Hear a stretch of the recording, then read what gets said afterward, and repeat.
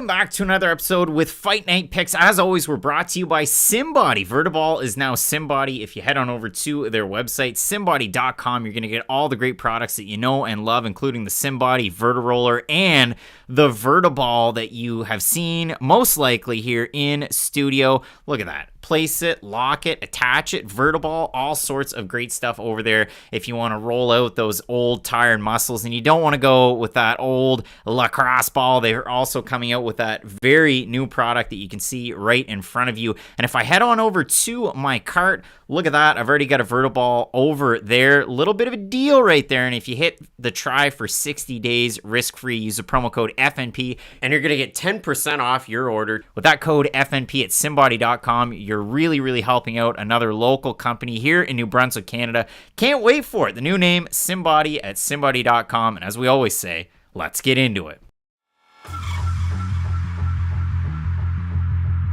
A last look at the big card. Be sure to head into the chat and have your say. Let's get into it and join in Fight Night Picks ? Kicks. Oh boy, and just like that, we are back. No kayak required. Getting set for UFC Fight Night. It's UFC Vegas 78. Luque versus RDA. As always, one half of your host duo, Craig Allen. Twitter and Instagram at Craig Allen FNP. With me, as always, in spirit, I guess, Matt Allen FNP. He should be getting in here shortly, flying back from the big European vacation. So hopefully tomorrow we'll be able to film those videos to get set for UFC 292, but I know he's refreshed, recharged, got those batteries ready to go. Over there in the chat, I mean, Jason Ward's tuning in, Chris Thompson, we've got the Salmon, MMA Millionaire, looking forward to the show, Eldar, Orlando, Bob Redneck, Robin, Tristan, and Clay as well. Thanks so much for tuning in, joining in for a big fight night that is, and hopefully you guys enjoyed the video at the start of the week as much as I did putting it together. It was definitely a big spin on what we normally do, but I figured, listen, we're in the middle of the summer. How often do you get to head out onto the kayak, mount a new GoPro, learn how to use all of that technology, edit it together, and throw out a video? It doesn't happen very often, and a few people are looking forward to it. Maybe we could film something like that in a few months' time again.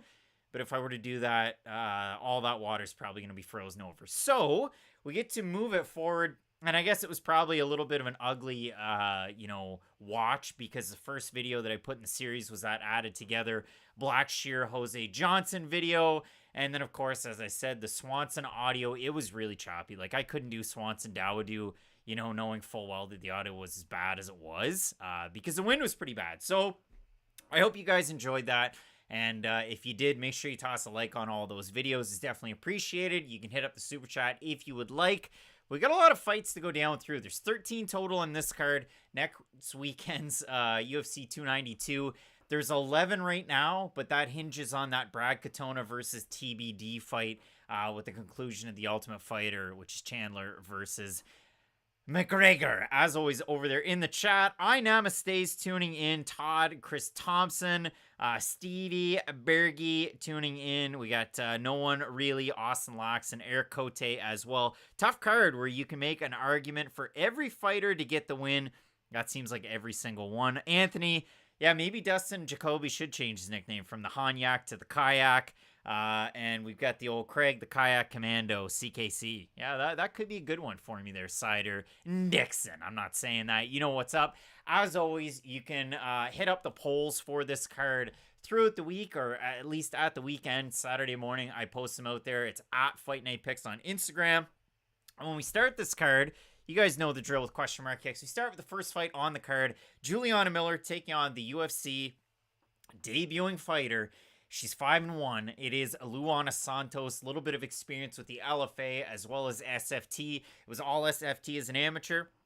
SFT to start off the pro career, and then LFA. And of course, I touched on it a lot at the start of the week that Luana Santos' lone loss, a split decision loss to multiple-time world champ in Jiu-Jitsu, Jenna Bishop. Somebody who I've talked about in other Fight Night Picks videos, especially with the other women that train at Alliance, because Alliance, one of those big grappling gyms, Jessica Penne was kind of the first one, and so on and so forth. But Bishop trains out of that gym with some of the better women in the lower weight classes. Santos in that fight, I thought Bishop won it convincingly 30-27. One of the judges scored at 29-28 Santos. One of them scored at 29-28 Bishop. And of course, again, a 30-27. But a fun fight in this one because for Santos, the level of competition hasn't necessarily been the greatest. You look at the 2 wins that she's had since then, Waleska Souza, and then, of course, Bartira Rodriguez. But neither one of those fighters are all that great. Their records were nice, 4-1 and 3-0 for Rodriguez, but not really the greatest level. We've seen Santos go out there, jab, jab, overhand right or right cross. She does have a really big right hand. And for Juliana Miller, it's a lot of kind of figuring her way in, throwing her kind of arm punches, getting you into the clinch, getting the trip takedowns. And Miller is a force when it does get down to the mat, but it is kind of a tougher one for Miller in this one. We did, of course, see Miller last time out lose as about a 4-1 favorite over Veronica Hardy. And I know I made the reference at the start of the week, and some people might not have got it over the head, but like the NFL officiant who's thrown the most flags in the last couple of seasons, we threw a lot of flags out there against Hardy. Why was Hardy good in that matchup, or why do we think she was going to be good? And then it ultimately played out that well. It's because of her striking background for Hardy on the outside, in and out, and she didn't struggle in the grappling positions with Juliana Miller. So over there in the chat, CTP 1982, what's going on? Bartholomew of Haywood's hanging out as well. Stevie Berge interested in the Dawkins Roundtree fight. We got a CKB, like City Kickboxing, Craig Kayaking Boy. That'd be an interesting one. And Elder saying after the weigh-ins, definitely Santos. Yeah, Miller was kind of huffing and puffing a little bit. And then as soon as the commissioner weighed her in, she hopped off the scale. And then she got back on and did her pose. At Fight Night Picks in this one for the total votes, 69% going with Luana Santos to get the win. I have Santos. I had her at the start of the week. Matt did as well. I mean, both of us with Santos in this one. Lucky Day saying Miller all day, man. But when I look at a fight like this, I think Santos is a little bit better of a striker in the fight. I think that could be the difference. Santos has a judo black belt in her back pocket. And a lot of those Miller takedowns, I think that Santos might be able to stuff him with some of that judo. But we did see, again, in that lone loss that Santos has had. In all of her wins, she steamrolled through everybody. But in the one loss, we saw her struggle in some of the grappling positions with one of the better grapplers at 125 pounds. So I'll be interested to see how this one goes. But I prefer Santos over Miller. Chevy Hauser is disagreeing with me a little bit, saying Miller has better wrestling and experience. Miller's 3-2 guy. I don't think either of them are all that great. But for me, I do have Santos, and if you're going with Miller, listen, I'm not going to fault you all that much. She was a giant favorite her last time out. Now it's a little bit of a regression to the mean, so to speak, so we'll see how this one goes, but I think it's going to be a fun fight nonetheless.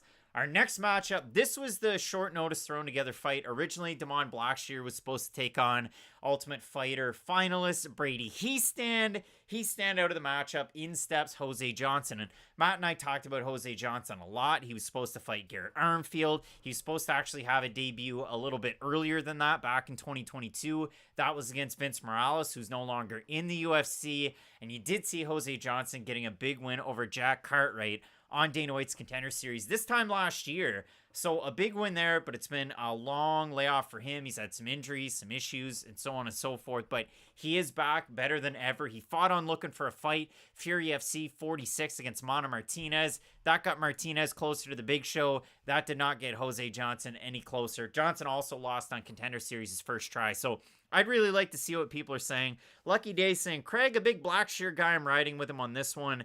I'm not a big Blackshear guy. I'm a big Blackshear guy in the sense that the first fight that I ever covered, when I sent a promotion and Facebook message on a Wednesday, and they said, hey, we got fights on a Saturday, and Damon Blackshear was in the main event. I guess you could call me a big Blackshear guy that way. I interviewed him back in 2018 on the original Fight Night Picks podcast. That was a lot of fun, and I've really been following his career steadily since that fight. That was back in June of 2018 when he fought Aaron Lacey. So I definitely have been following Damon Blackshear for a very long time. I think his wrestling's good. His striking continues to get better. I didn't say this in the prediction video. I meant to. He's training at KO Zone now, so I did the kind of lineage of Team ROC in South Carolina, Jackson Wink for Blackshear, and now KO Zone with who is it? Daniel Marcos, as well as Omar Morales. But he's also training out of the Institute of Human Performance. It's like the human fund, money for people, and that's the beginning of Festivus, brother. But if you look at it for Blackshear, he looked really good his last time out in an underdog role against Luana Lacerda. For Jose Johnson, a really good striker, porous takedown defense, but he's got that kind of, I'll go for a Kimura lock or an arm lock to get myself out of position. And out of having poor takedown defense, Johnson has pretty decent scrambling ability. So for me in this one, we have a look at Fight Night picks for the total votes. 80% going with Blackshear. I do have Blackshear in the fight, but it should be a really interesting one because I've been, watching Jose Johnson for a really long time. And I said this at the start of the week, and then I kind of, I didn't make my whole point on it for Jose Johnson. This guy's pro career is absolutely insane, but so is his amateur career as well. If you look at it for Jose Johnson, and I wrote it down in my notes, 1-6 start to his amateur career from 2013 to 2014. His amateur career ended at 24-13 for Jose Johnson. He fought 21 times in 2015. 21 times in 2015. What did you do 21 times in 2015? You didn't fight as much as Jose Johnson, so I think it's going to be a fun one. Morphitrix saying Johnson did not look good at weigh-ins considering the short notice.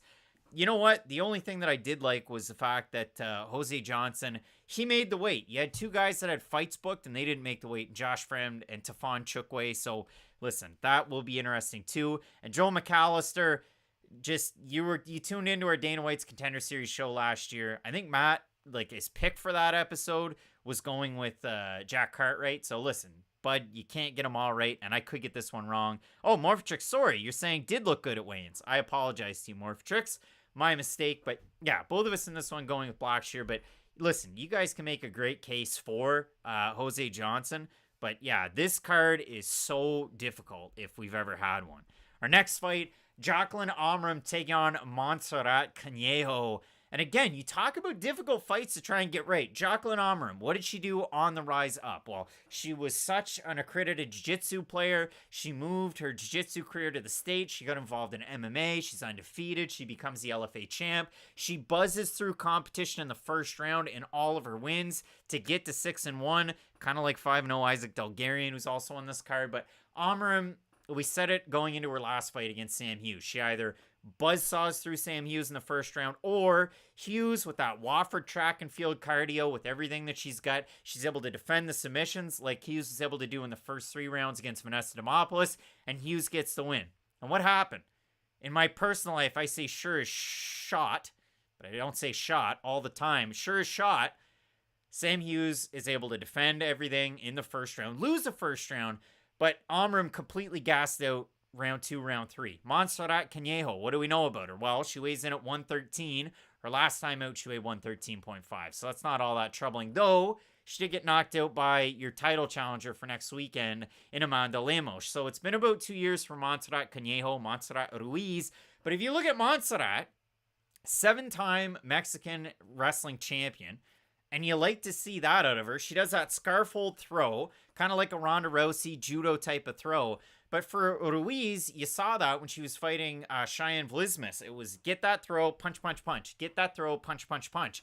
And it was the same thing when Conejo fought on the regional scene. And for Conejo, she trains at a big-time gyms. Entram Gym, I had her listed her last time out as 10th Planet San Diego. She trains at King's MMA as well. So in and around the San Diego, Tijuana area, she's getting a lot of good cross-training done. And you have to think Montserrat probably getting some rounds in with a lot of good women, not just with the striking. I mean, think about it like, who else do we have? Yasmin Jauregui that trains out of Entram Gym. Silvana Gomez Juarez. There's a lot of really good training partners for Ruiz. So for what I've seen with Ruiz, with her wrestling, with this, with that, I've only seen the one loss in the UFC by knockout. Amorim is not a powerful puncher at all. It's a big old flurry to get you down in the mat to try and submit you. And that is the toughest one. So MMA Millionaire, this is a coin toss. I will side with Ruiz. Hopefully she wears out Amorim. Clay, UFC still bitter that Ruiz made Vlismas look terrible. I really, and I'm not, you just say that every week. I have a really hard time with this one, and honest to God, I wouldn't be surprised if I got it wrong, and I actually said the edge should be to Conejo. 58% this week at Fight Night Picks in the poll going with Amorim. I still have Amorim in the fight, but yeah, if you're going with Montserrat Conejo, power to you, and if I get this one wrong and you come back T-Heing, it's not going to be the biggest surprise in the entire world. So this is one that I wouldn't necessarily hang my hat on, but Matt and I both going with Amorim in the matchup. And now we're talking about the weigh-ins. How often do you get to see heavyweights weighing in at the heavyweight limit? Doesn't happen every weekend. 266 versus 266. And listen, it's unfortunate that Jarvis Danho went out in a blaze of glory, knocks out Jorgen De Castro. See you later, happy trails. But the Man Mountain would have something to say about this one. Josh Parisian, an interesting case. He finishes Greg Rebello in Contender Series. They go, let's be weird. We won't sign you to a UFC contract. It wasn't good enough for that. You get to fight on the Ultimate Fighter. He ends up losing on the Ultimate Fighter. He fights on Contender Series. He fights on the regional scene. And in the UFC for Josh Parisian, and in his last 5 fights, a loss to Parker Porter. He beats Roque Martinez by split decision. It's one of the worst heavyweight fights you're ever going to go back and watch. He gets knocked out by Don'Tale Mayes. That was a fight where he eats the cup to the face. He beats Alain Baudot, where he nearly gets knocked out in the first round, and then he rallies with takedowns in the second to get it. And then his last time out, he loses, and that was a bit of an oddball fight where he's taking on Jamal Pogues, and you thought, well, if Parisian can wrestle, which we know he can, and Pogues can wrestle, it should kind of cancel each other out, but Pogues is able to get the takedowns and beat Josh Parisian. Martin Buday, just a heavyweight. He's a guy that's going to wear on you, try and push you up against the fence, work in some of his boxing. But Buday's a real slow starter, and if he loses the first round in this fight, I'll be eager to see what his game plan is moving forward, because for Buday, as economical as he can be, I'm not 100% sold on his gas tank as a 12-1 heavyweight where he's at right now. So in there, Eldar saying Parisian's not UFC level, so Buday. Bartholomew of Haywood, that's a whole lot of water weight. The buffet is going to take a hit after this one. Peter Shea, no WTA Montreal this weekend. No, Peter, I'm not going to Montreal this weekend for that. Yeah, a smirk. What are we talking about smirks? I don't know what the smirk is about. And Clay saying it's going to be a real-life version of a little kid with 2 Mr. Potato Heads, grinding them together and making fight sounds. I think it will be. I do like Martin Buday because, I use the word economical with his boxing. He's a little bit more technical. He will throw a little bit more for volume out there. 81% of the fans at Fight Night Picks going with Buday in this one, and I have him as well. But for both of these guys, like, Buday feels like he's knocking on the door of the top 15 right now. Continues to win, albeit his fight against Lukasz Strelski. That was a chintzy one. His fight when he was taking on Chris Barnett, UFC debut, the illegal shots to the back of the head, and we don't take a point. We don't call it a DQ. He ends up getting the win by technical decision. I liked Buday before he came to the UFC, but I even had questions before the UFC, and he had that kind of crazy fight against Lorenzo Hood on Contender Series where he got hit hard, didn't fall, and then he was able to beat Lorenzo Hood with those knees to the body and everything. So I do like Buday in this one, but it should be a really interesting one. And Bartholomew of Haywood, winner gets Derek Lewis. Derek Lewis signing a big multi-fight deal there this week. That was interesting. Next fight on the card, Francis Fire Marshall taking on Isaac Dulgarian. What happened to the Nelk Boy sponsorship? Has anybody been talking about that this week? Like, I remember last week, some really good fights. We all enjoyed them. They were awesome. It was going up against a lot of different things. So UFC Nashville lost a little bit of the shine. I saw Shoji Shawnee Mack behind the scenes there wearing like a UFC shirt and a Nelk Boys cap. Like, why aren't they pushing this guy? I haven't seen anything this week at all. So it's really weird because Isaac Dulgarian, and why am I saying this? It's because he was on a Dana White's looking for a fight. It was the episode where the Nelk Boys were supposed to sign a fighter, and then nothing really happened. Like that, it's really weird when, you're going to promote that, and then nothing happens out of it. Isaac Dulgarian, 5-0, all of his wins in the first round. His last time out, he beat TJ Britton, who was 39 years old, a guy who had fought with Bellator, this and that. Dulgarian gets the takedown, and then Neon Belly, hitting him with shots, knocks him out. So pretty cool stuff to see from Dulgarian. He himself has a wrestling background, as does Francis Marshall. Marshall wrestled in high school. When he was a kid growing up, his dad kind of thrust him into a Kurt Pellegrino gym, or the Kurt Pellegrino gym, and that's where Marshall found his way in. But Marshall, technical enough boxing, not enough to swing with William Gomis, and when Marshall couldn't get the takedowns against Gomis, that was kind of the issue. Surprised that one went to a split decision. That was Marshall's first loss of his amateur and pro career. So an interesting one in this one. Robin, I'm taking a chance on Dulgarian. Anthony Bradley Martin could beat Dulgarian in a street fight. Who's Bradley Martin? Should I know who Bradley Martin is? I don't. Brooklyn Lou, the skeptic. I think we find out who the real deal is tonight. I have a feeling Dulgarian is real. Peter Shea likes Dulgarian as well. Isaac got some power, can win by knockout, but still with Marshall. Marshall struggled with rangy strikes his last time out. Dulgarian won't pose that problem. He's a smaller guy here. And Professor Chris, I don't know, guys. I like Marshall in this one. Hype 3 MMA, appreciate you for joining in. At Fight Night picks on this one for the total votes. They're really close. 55% going with Marshall, 45% with Dulgarian.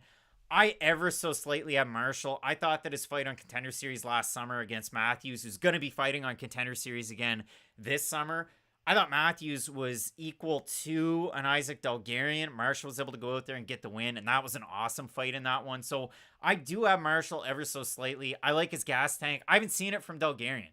He'd go out there, blast Francis Marshall in the first round of this fight, get another first-round win, and I'll learn a little bit more out of him. But I just haven't been able to see that sample size out of him. Dulgarian's level of competition hasn't been all that great, and they've all been really quick finishes. And you're either an absolute phenom, which he very well could be. I like Isaac Dulgarian as a fighter, but I haven't seen it, and this is first action since February of last year. So I think this is going to be a fun one. Bub Collins. Bradley's the bodybuilder guy that always asks if they could beat him in a street fight. Oh, he's that guy that said that Mighty Mouse couldn't beat him. Okay. Yeah, that guy. That guy. Hanging out with Big Bane. I saw that on the Calabasas Fight Companion there the other weekend. Next fight that's on the card. So far, if we're going down through it, Miller, Santos, both of us going with Santos, both of us Blackshear, both of us Amorim, both of us Buday, both of us Marshall. This is the fight that Matt and I differed on. Matt has Mike Breeden in the fight, and I don't have anything to offer up as to reasoning why he has Mike Breeden. I went with Terrance McKinney. Mike Breeden's takedown defense isn't the greatest, but his gas tank is. You saw that third round his last time out against Natan Levy. Once things kind of calmed down and Levy got tired, Breeden took over in that third round, and he was able to pour the pressure on there. He had almost 60 significant strikes in that third round, and he looked really good with his combinations. And Breeden's one of those guys, heavy on the lead leg, works the jab, double up, triple up. He throws a nice right hand. I like Mike Breeden as a fighter. And for Terrance McKinney, his last time out, which was under a month ago against Nazem Sadikov, because McKinney taking this fight on short notice, he's replacing groovy Lando Venata. He's grooved himself into the Lando Venata corner. Lando on his best days dropping Tony Ferguson when Ferguson was in his prime. Lando on his worst days, going for a takedown against Charles Jourdain in the first minute and getting submitted. So for McKinney, it's do or die. We know this. I see that over there from, let's see, who do we have? MMA Millionaire. McKinney or he gets cut. Yeah, that's pretty tough. Jamie Ham, Marshall isn't great, but the kid has heart. I feel like that gets him over the line. Almost 300 tuning in on a Saturday afternoon. I appreciate you doing this damn thing live and in person. If you could toss me a like, it'd be appreciated. If you could hit the super chat, that'd be cool too, but I'd also like to hear who you have in this fight. McKinney versus Breeden. Breeden's one of those guys, though, hasn't won a fight since 2021. Obviously, with McKinney, his last two against Bonfim, and then his last one against Sadikov, they definitely haven't gone his way. At Fight Night picks in this one, 86% going with Terrance McKinney to get the win. So we'll see if Breeden's able to go out there. I mean, he trains at a good gym that would get you ready for a fight like this. It's just I wonder if Trey Ogden and the guys at Marathon MMA were anticipating a lot of wrestling out of Venata, because that's the thing. Lando Venata's got collegiate wrestling, as does Terrance McKinney. Lando Venata uses it in some fights, and in other fights he stands. McKinney's one of those guys, big actions to get the takedown, and then we'll see how it plays out from there. McKinney's got a pretty darn good back take too. So for me, I do have Terrance McKinney in this one. But again, let me know who you have in the fight. And then we get set for our next one. This one at 135. JP Bays taking on Marcus McGee. And for McGee, his last time out, it was on like 4 days notice when he was taking on Journey Newson. He came in as an underdog. He left 50 grand richer. He got the performance bonus. He drops Newson in the second round after the feeling out process first round, and then he gets the submission win in that one. For JP Bays, his last three fights, all in the UFC, dropped 8 times. Now, Montel Jackson's got like a kiss of death in his hands, but it's been tough for Bays. His last time out, he gets finished by Cody Durden. He moves back up to 135 in this one. He has a beard now. Grizzly Adams, he had a beard, yeah, and so does JP Bays. So interesting stuff there. Extreme Couture taking on MMA Lab. It's one of those, matchups that just continues to stand the test of time. Phoenix versus Vegas, a battle of the desert. McGee, the only loss that we've seen as a pro, and Matt and I kind of touched on this one when we talked about Marcus McGee, and I don't know how much you guys enjoyed those flashbacks. I thought they were pretty cool. I thought people would like them, but it didn't seem like too many people did. But when you look at McGee, I mean, he can struggle with his takedown defense, and that could be a spot where you have JP Buys take over. Because Buys, when he was with the UFC, when he was on his way up through the ranks, he was known as a wrestler. We just haven't really been able to see that a lot in the UFC. Last thing, hope Buys wins. You've got somebody up there a little bit earlier who for some reason I can't go up. You like the show. I appreciate you. Brooklyn Lou, Buys fighting for his career over 1.5 rounds. McKinney or he's cut is the move from Mike G and Drew saying McKinney has to win. Don't think he'd take a fight so quick. If he wasn't confident, I think he's pretty confident in this one. But Buys versus McGee, a difficult fight. 78% going with Marcus McGee to get the win. But again, like I said, if you go back and watch JP Buys with EFC on the rise, really good wrestling. MMA millionaire, yeah, Buys, it's been tough for sure. And Morphatrix, you're right. The chat has been very weird. Haunter saying, what do I think is going to be fight of the night? Probably the co-main event, Cub Swanson, Hakeem Dawodu at 145. More natural weight class for Cub Swanson, not a bantamweight again. And for Hakeem Dawodu, I thought he looked great on the scales, and he looked terrible his last time out and weighed 149.5 and just waned round 2, round 3 and didn't look good against Juliana Rosa. So for me, I think co-main event, that's my fight of the night. And that's a cherry-picked one because Cub Swanson had 6 fight of the nights in the UFC and 4 in WEC, so I think that's going to be a good one. Our next fight, this is where, listen, we got to bring Crashmore in a little bit. It's that unprofessional baloney. Josh Fremd, you knew you had a fight. You came in at 189. That's 3 pounds above the 186 limit. So Josh Fremd misses weight for this fight against Jamie Pickett, the best 13-9 fighter in the UFC that you know. Queen Boudica, why was I just timed out for pointing out where King's MMA is? I don't know. I didn't time you out. I apologize for that. And apparently the chat's weird. All right, so when you look at this one for Josh Fremd, it sucks to see a guy missing weight like that because for Fremd, we talk about these fighters on this card. Who's got the wrestling edge in the fights? Montserrat Conejo or Jaqueline Amorim? Montserrat Conejo. Who do I perceive as a wrestling or grappling advantage? Luana Santos Miller. Santos. Blackshear over Johnson with the wrestling. Marshall Dulgarian, it could cancel itself out. I don't know. McKinney has a wrestling advantage. Buys has a wrestling advantage over McGee, I perceive. But Fremd against Pickett, I would think Fremd has a wrestling advantage over Pickett. There's a lot of fighters that are credentialed wrestlers, judo players on this card, and so forth. But when you consider somebody like Josh Fremd, he has good wrestling. And his last time out against Cedricos Dumas, we saw that. Now, for Jamie Pickett, he defended the takedowns early against Bo Nickel. And they came again and again and again. You had the knee to the cup. You had Jamie Pickett in pain. And then Nickel was able to capitalize, and he ultimately gets the submission win. But for Pickett in the UFC, we haven't seen that big volume puncher striker like we saw in the big finish against Jonathan Patti a few years ago in Contender Series. We just haven't seen that level of volume out of Pickett. We've seen a little bit more reserved, a little bit slower to put the foot on the gas pedal. We saw Pickett struggle against Stefan Chukwe in that respect. We saw Pickett when he got the win, when he was taking on Laureano Staropoli. He's over with Eris, if I'm not mistaken, or Levels. I think it's Eris.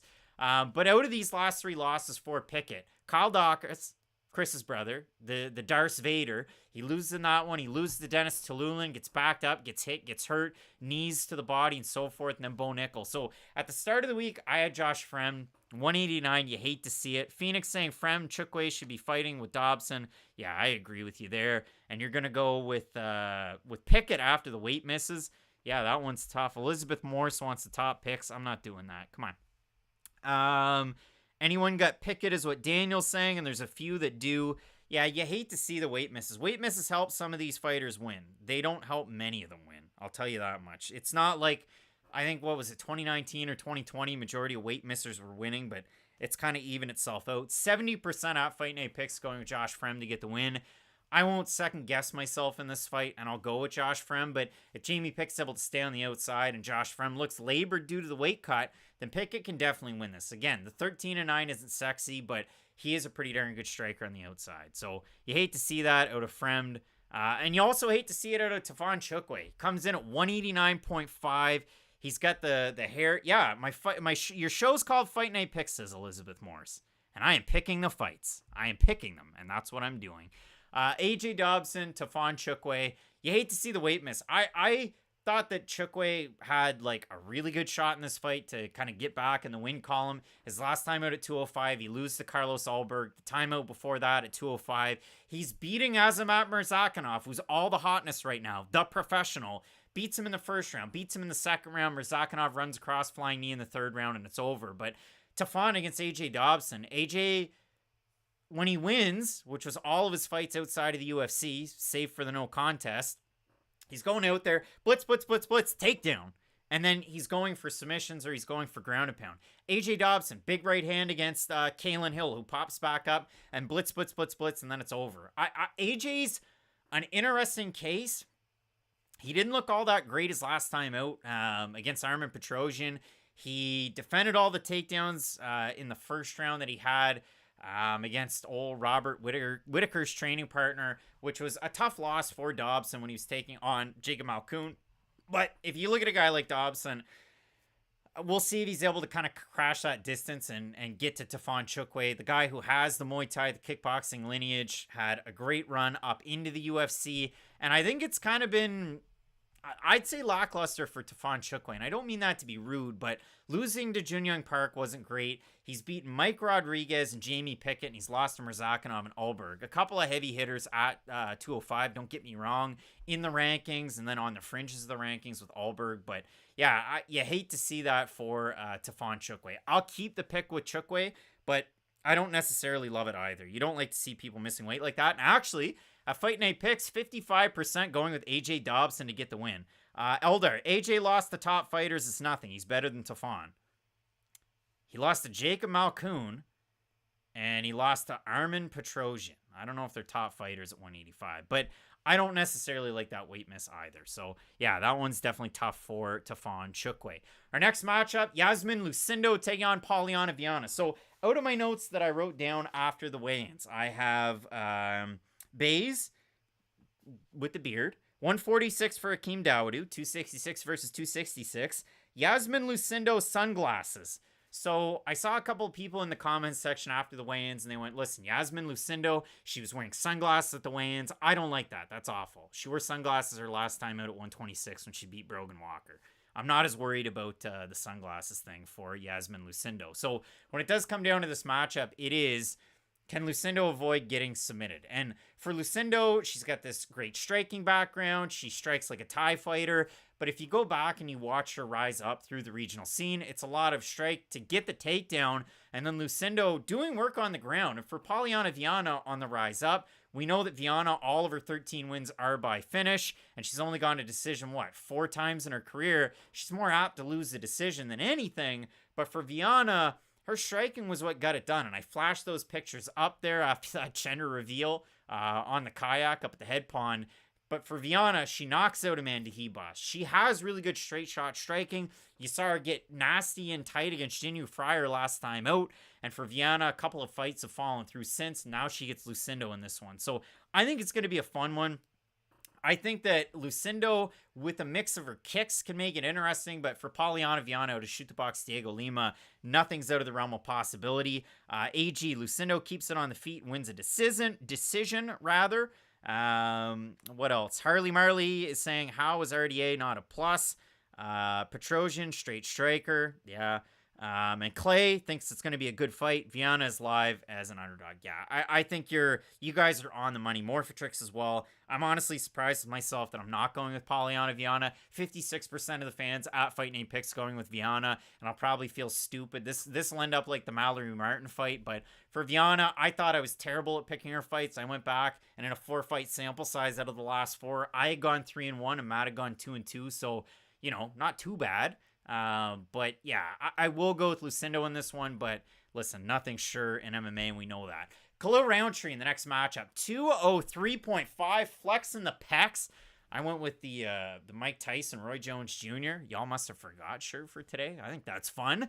And this is one of those y'all must have forgot type of fights. Chris Daukaus has lost 3 straight. He had those big time main event slots, Curtis Blades, Derek Lewis. I really like that Derek Lewis, Chris Daukaus thumbnail that I had done up, and a lot of people didn't. I was surprised by that, but flash those up there earlier on in the week. But Dawkins looking to get back. He comes in, he weighs in at 205. Kind of looked like himself. Didn't look like any giant body transformations there, but a good one for Dawkins. Training back at home with his brother to get ready for this one. I mentioned it. You saw a lot of headgear for him on the Instagram, but why wouldn't you spar with the headgear? You know, unless you're going to just go out there and throw hammers and it's going to be like Militich Fighting Systems or, you know, the Lion's Den. But for Chris Dawkins, he can get it done with his boxing, his pressure. He's got good pace. We've seen that. You look at some of the losses, and I worry that Dawkins, this could be a little bit like his fight with Zhu Anyanwu when he was a CFFC. Because for Khalil Roundtree, what did I touch on at the start of the week? Well, if Roundtree's on, and if Roundtree's aggressive, he's a very hot and cold fighter. If he fights a reserved manner, Roundtree, he's going to lose this fight. He doesn't necessarily have the greatest defense against pure boxers, but I like the kicks out of Roundtree, and that's why I took Roundtree in this fight. Matt going with Chris Dawkins, me going with Khalil Roundtree. But at Fight Night picks for this one, let's see what we got. Instagram's been weird on this for the entire week because for some reason I can't check the story, and that's always good. This makes for good show here. There. 83% going with Khalil Roundtree in this fight. Alex Fox tuning in the comments section. No one really. Does Matt have Vienna? No, he had Lucindo. Let's see. Cool Banana Boy, Roundtree on a good roll. All 3 decent wins. They are pretty good wins. Alex Fox. Max should be back here. Like, he should be flying in, like, right now. So, he should be hopefully ready to go for tomorrow. MMA Millionaire, Roundtree gets gassed. I don't know. He looked pretty darn good in the second round against Kyle Robertson, who I mistakenly said I think Kyle Robertson's going to win this fight. Roundtree's last time out against Jacoby, it wasn't a great fight. Roundtree against Marcin Prakniel, it wasn't a good fight against primary strikers. So, again, for me, I do have Roundtree. Jamie's not so hot to trot on Dawkins, but we'll see how it plays out in this one. I think this is going to be a good fight at 205, and it has kind of the feelings of last weekend's, guy dropping down to 205. But it was the second time out. Tanner Bozer, who got the win over Alexa Cameron. That was a fun one right there. No one really tuning in. I definitely appreciate you as well. I'm going to take a sip of this. Cub Swanson, Hakeem Dawodu, Ryan Netmaker, Mrs. Matt. Who doesn't? Stephen Lobman. People are overhyping Roundtree for what he really is. Well, out of his last 3 fights, he's had 2 bonuses. He had one performance of the night against Kyle Robertson. He finished Modestas Bukauskas with that gross knee. The knee strike, the oblique strike. That was nasty. And yeah, we'll see how that one goes. Eric, you prefer me? Matt's just as good, pal. When it comes to this matchup in the co-main event, Cub Swanson, his last time out, it wasn't his best version. 135, and maybe his best version's past him. He's 39 years old. He's already in the UFC Hall of Fame in the fight wing. But there's another guy that's in the fight wing that still has pretty good fights, and he's older, up there in age. Clay Guida, of that ilk, of that generation. WEC, Strikeforce, whatever, Legends. Cub Swanson is one of those guys. 4 WEC Fight of the Nights, 6 UFC Fight of the Nights, 2016 Fight of the Year against Doo-Ho Choi. A lot of big-time fights there for Cub Swanson. Lord Nikon, we're closing in on the end of Cub's career. Savor these fights. There aren't many. Yeah, it's like Richard Marx. Hold on to the night. Hold on to the memories. Yeah, a big fight for him. But why do I have Hakeem Dawodu in this fight? And I do. It's for the same reason that I have Khalil Roundtree against Chris Dawkins. And listen, you can be wrong in picking these fights, and that's fine too. You're not going to get them all right. But I will read you out the numbers as I did at the start of the week. For Hakeem Dawodu, 13 leg kicks against Erosa and a loss. 29 against Trezano. 6 against Evloev, where he got taken down for the majority of the fight. 24 against Tukugov. 15 against Arce. 11 against Yushinori Hori, who he finished. I saw Yushinori Hori just had a fight booked. 17 against Kyle Bochniak. 39 against Austin Arnett. And there weren't really any when he made his debut against Danny Henry. So for me, I do have Dawodu because of the leg kicks. Cub Swanson doesn't really check leg kicks, and that was a giant problem when he took on Jonathan Martinez his last time out at bantamweight. It was a bantamweight.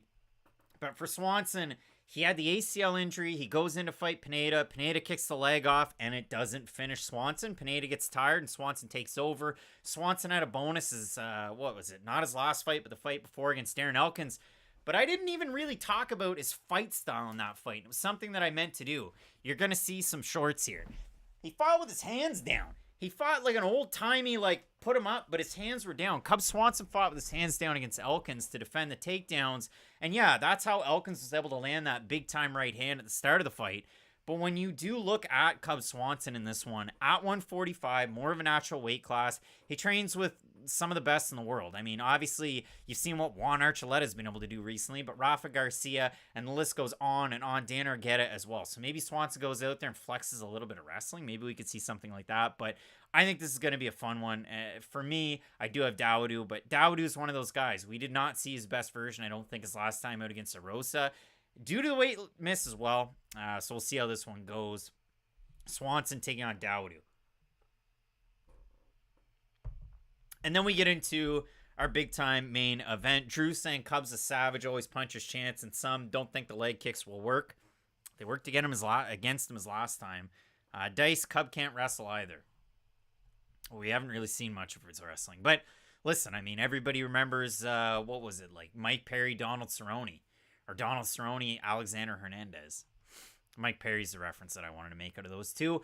Vicente Luque taking on Rafael dos Anjos. Main event time. And listen, when you're going out there in the chat, you guys are the greatest. Almost 400 tuned in. That's kind of wild on a Saturday afternoon. I appreciate you. I know we can get over 100 likes, but we can just keep pumping those likes up there. And everybody getting excited for the main event that we have and the big time fight card that we have coming up next weekend. Headlined by Sterling versus O'Malley for the bantamweight strap. Zhang Wei Li taking on Amanda Lemos for the strawweight belt. Some interesting fights on this card. The Ultimate Fighter finale. A couple of them right there. The only one that we're waiting on is the Brad Katona fight because we don't know who he's going to be fighting. That final episode airs this week. So once that's together, I'll let you know. But Kurt Hollabaugh taking on Austin Hubbard for the championship at 155. Peter Shea's going to be there. So we look at this matchup, and Matt and I split on the pick in this one. Matt going with Vicente Luque, and I have Dos Anjos. You guys over in the chat, 59% going with Luque, whose last name I forgot to put a capital L on there, so that's an L on my part. But yeah, you guys going with Vicente Luque in this one. Luque's been out for a year. Why? Because when he fought Jeff Neal, he got TKO'd for the first time in his career, and Luque's one of those guys, iron chin, and we finally saw it tested. He had the brain bleed. Nevada Athletic Commission had to clear him. He had to have a lot of checks and balances in order to compete once more. Luque, one of those guys at Estrado MMA, Bonfim Brothers, so on and so forth. A lot of great training partners. Luque for this one, getting ready at Killcliff FC, which he's done time and time again, year and year again. And it's funny, when you type in Vicente Luque on Google Trends and you type in Rafael dos Anjos on Google Trends, they show up as Brazilian-American mixed martial artists. They definitely are. But when you do consider these two guys, for Luque, how's it going to play out in this matchup? Is he still his old aggressive self, like when he fought Barberena or Nico Prices or anyone else? And for Dos Anjos, when does he decide to shoot first? Will he cause those southpaw issues against Vicente Luque? And I touched on it with Luque, you know, the fact that he has fought southpaws in the past, and I saw some people being like, wow, Dos Anjos wrestling southpaws, that's what Luque struggles against. Vicente Luque in the UFC, Jeff Neal is a loss. The other loss to his southpaw is Leon Edwards. The wins, Chiesa, Barberena, Turner. He's 3-2 against southpaws in the UFC. I don't think he struggled all that much against southpaws. He struggled with Jeff Neal, who boxes and marches forward. Dos Anjos doesn't really fight like that, and he lost to Leon Edwards, who doesn't fight like Dos Anjos. So it is a little bit tough there, but we'll see how that goes. And G Steezy, RDA is washed, and he's 38. He just had a fight of the night not that long ago where one judge had it 2-2 against Fiziev in a main event slot. Dos Anjos won his last fight as more than a 5-1 favorite against Brian Barberena, who's now a middleweight. I don't think he's washed.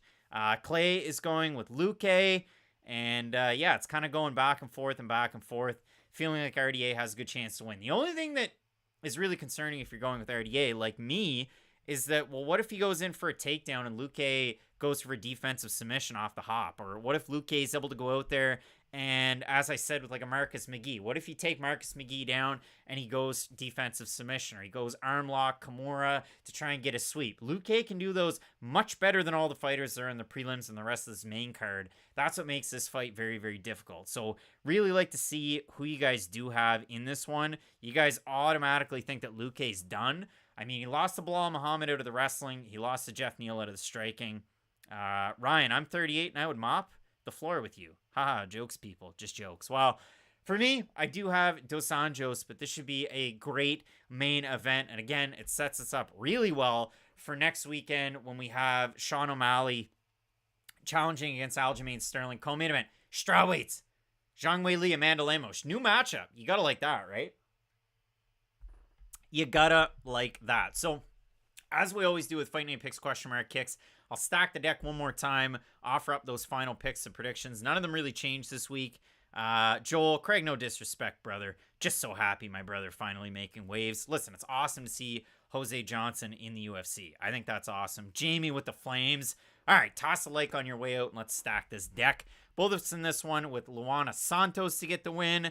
Both of us with Blackshear over Johnson. Apologies to you, Joel. Both of us with Amorim, but again, I have this weird feeling that Conejo is going to win this one. Both of us with Buday over Parisian. I hit the wrong button. Both of us with Marshall over Dulgarian, but that's again with low confidence. James, Bud, I just did a whole video on kayaks. It cost a lot of money to buy all that equipment. It took a lot of time to edit all that. I work a full-time job. People don't realize that. I don't have that much time. I spend all my time on this free time. Terrance McKinney taking on Mike Breeden. We're split on the pick. I have McKinney. Matt has Breeden. Then we have Bays versus McGee. Both of us with McGee in this one. Frem taking on Pickett. Both of us with Frem, but the weight miss. Going with Chukwe, even though the weight miss. Both of us with Lucindo, even though, again, I feel like Viana's probably going to get the win. I have Roundtree. Matt has Dawkins in this one. Both of us with Hakeem Dawodu, me and Hakeem to get the win. And then in the main event, split on the pick in this one. I'm going with RDA to get the win. Matt going with Vicente Luque. Some big time 13 fights this weekend. Again, next weekend, O'Malley taking on Aljamain Sterling. You've got Jan Xiaonan. That's my mistake. You got Zhang Weili taking on Amanda Lemos. And some really interesting matchups on that card. I don't think it's the biggest pay-per-view card that we've ever seen, but it's awesome that Boston gets one back and UFC 292 coming back up to the Northeast. So, some big-time fights. A lot to look forward to. You can leave a like on your way out. You're going to want to keep it locked in with Fight Night Picks. We always say, let's get into it.